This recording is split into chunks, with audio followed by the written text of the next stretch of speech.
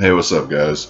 Reviewing a movie today that's not necessarily horror, but it fits into genre, I guess, kind of. It's a Criterion movie.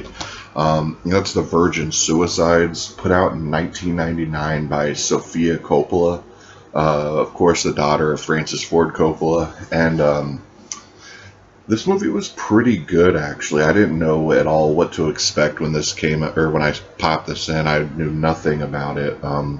But essentially, it starts off, there's this like family, James Woods, Kathleen Turner, and they have 5 daughters. Kirsten Dunst is one of them, and a couple of the other ones I've seen before, but I don't know their names.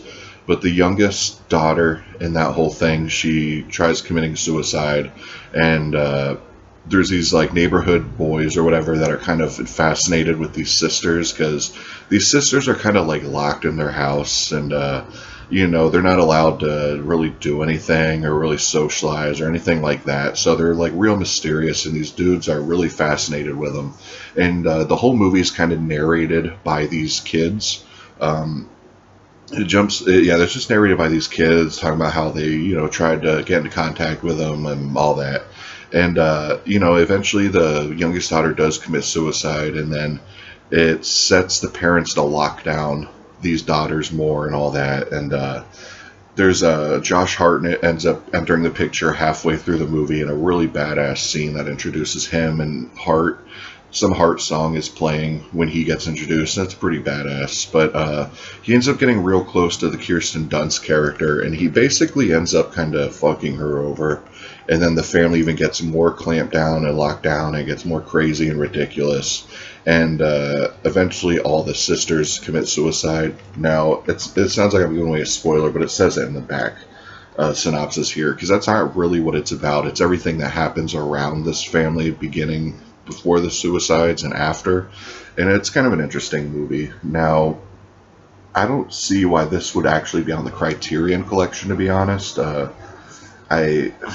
I don't know, like, I thought it was an entertaining movie, but when I think of like the greatest movies of all time or something that really should be on a Criterion Collection, this one doesn't really pop into mind.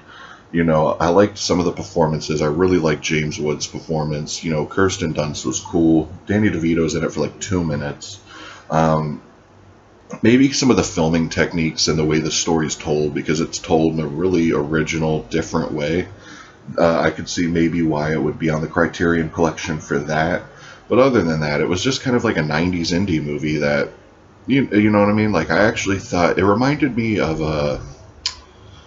there's a movie with Joaquin Phoenix that takes place in like the 50s or something, where they're fascinated with these girls. I can't remember the name of that movie. If you remember that, comment below, because that's going to kill me. It was Joaquin Phoenix. He had a brother, and they were in love with these 2 sisters, and it was in the 50s, but whatever. I thought that was a better movie than this, but this was okay. As far as the picture goes, it looked pretty good. It's not the best looking Criterion movie I've ever seen, but it looks better than most Blu-rays, as you would expect with Criterions. As far as special features go, you get new 4K digital restoration, new interviews with Coppola, actors Kirsten Dunst and Josh Hartnett, and the writer of the book Making of the Virgin Suicides, a '98 documentary by Eleanor Coppola, who I'm assuming is Sofia Coppola's sister. And that documentary features Francis Ford Coppola, Eleanor Coppola, Sofia Coppola, Dunst, Hartnett, Kathleen Turner, James Woods. Look to star a 1998 short film by Sofia Coppola, music video for the soundtrack song, directed by Coppola and her brother Roman Coppola, trailers, and then a pretty thick booklet or whatever. But it's an okay movie. It's not a Criterion that I say is a must-buy or whatever. I'm glad I saw it. And like I said, it was an entertaining movie, but it's not something you need to rush out and get. But if you have any interest in, like, original filmmaking, I guess, just because the way it's shot, I definitely recommend it. But anyways, guys, that's that. I'll see y'all tomorrow. Peace.